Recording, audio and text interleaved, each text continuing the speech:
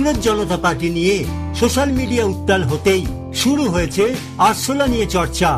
তেলাপোকা থেকে ককরোচ যে নামেই ডাকুন না কেন, অনেকেই বলছেন চিরচেনা আরশোলা নাকি প্রকৃতির এক বিস্ময়কর রহস্য। সেই ডায়নোসরদের আমলের আগে থেকে টিকে থাকা এই বিরক্তিকর প্রাণীটি নাকি পরমাণু বোমার আঘাতেও বেঁচে থাকতে পারে। সত্যি কি তাই?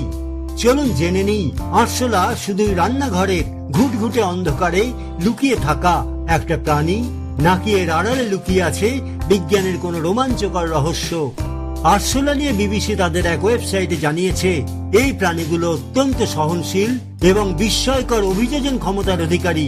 পৃথিবীতে প্রায় 4500 প্রজাতির আরশোলা রয়েছে। পিচ্ছিল, তেলতেলে আর বিরক্তিকর উড়ে বেড়ানোর জন্য প্রায় সব দেশেই আরশোলাকে অপছন্দ করে মানুষ। তবে চীনে ডাবল ফ্রাই করা আরশোলা খাওয়ার চল আছে, এতে স্বাস্থ্যের উপকার হয় বলেই তাদের বিশ্বাস। মাদাগাস্কারে আবার ককরোচ পোষারও চল আছে।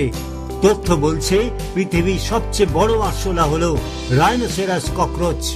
এদের পাওয়া যায় অস্ট্রেলিয়ার নর্থ কুইন্সল্যান্ড অঞ্চলে, যা প্রায় 8 সেন্টিমিটার পর্যন্ত লম্বা এবং ওজন হতে পারে প্রায় 33 গ্রাম পর্যন্ত।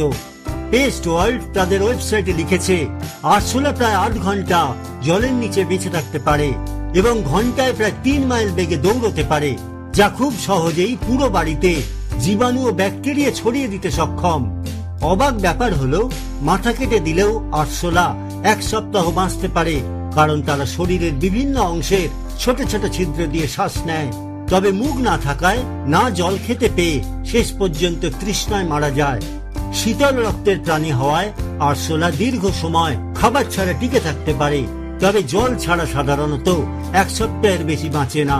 তাই এদের বাথরুম, বেসমেন্ট বা আর্দ্র জায়গায় বেশি দেখা যায়। আরশোলার টিকে থাকার ক্ষমতা, অভিযোজন দক্ষতা বিজ্ঞানীদের কাছে বিস্ময়কর বলে মনে হয়েছে।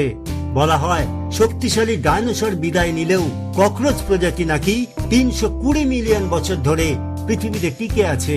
বিজ্ঞানীরা বলছেন, আরশোলা কোনো অমর প্রাণী নয়, তবে শরীরের কিছু বৈশিষ্ট্যের কারণে তারা টিকে রয়েছে কোটি কোটি বছর ধরে। পাশাপাশি জাপানের হিরোশিমায় পরমাণু বোমা পড়ার পর গ্রাউন্ড জিরো থেকে কিছু দূরে ধ্বংসস্তূপের মধ্যে রেডিয়েশন আটকে আরশোলা জীবিত থাকায় তারা পারমাণবিক যুদ্ধের পরেও বেঁচে থাকবে এমন একটা ধারণা তৈরি হয়েছে। তবে এটি সম্পূর্ণ সত্য নয়। ককরোচ মানুষের তুলনায় অনেক বেশি বিকিরণ সহ্য করতে পারলেও বিজ্ঞানীদের দাবি, পারমাণবিক বিস্ফোরণে তাদের বেঁচে থাকার কোনো উপায় নেই।